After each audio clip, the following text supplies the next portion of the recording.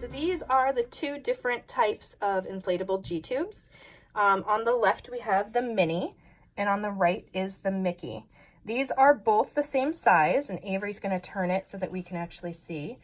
They are both 14 French, 1.2.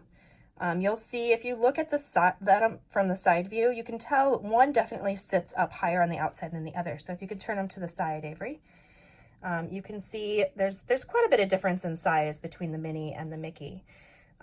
Both of these work in the same way. The part that Averie currently has her fingers on is the part that goes inside of the stomach, and at the end there is a balloon.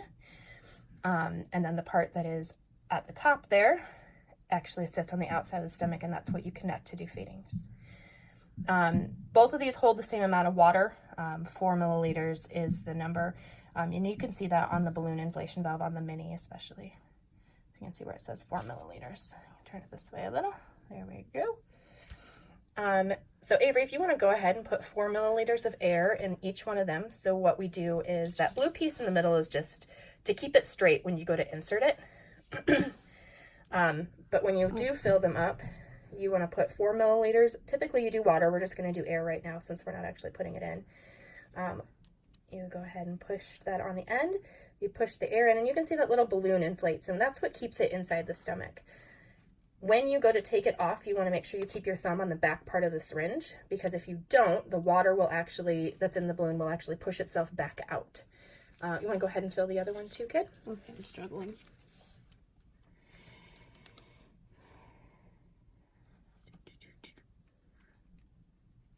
And I'll put 4 milliliters of air in that one as well.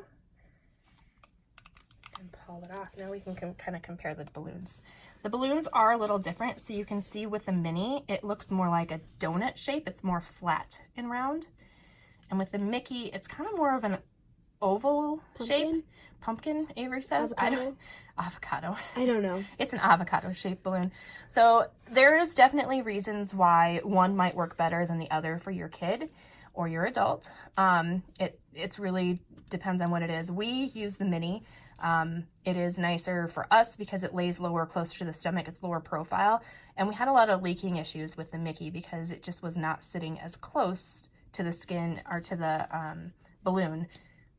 There wasn't as good of a seal around it. So AJ has unknowingly volunteered to have a G-tube change. His tube broke today. The centerpiece that's usually right there came out. And Averie here is going to do her first G-tube change while we walk you through it. You gotta stay, Peanut. He's like, no. So the first thing you wanna do is make sure you've got all your prep work done.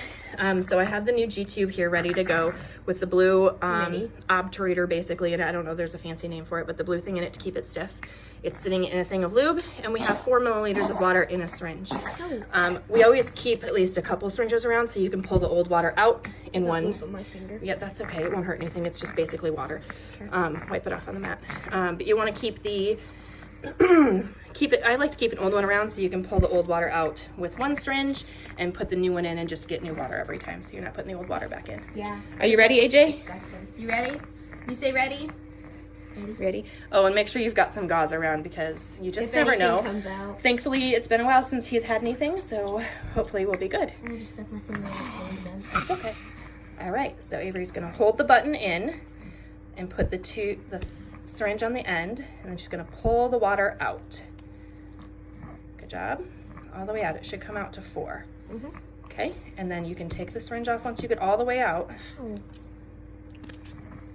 Hold it in there. It's warm.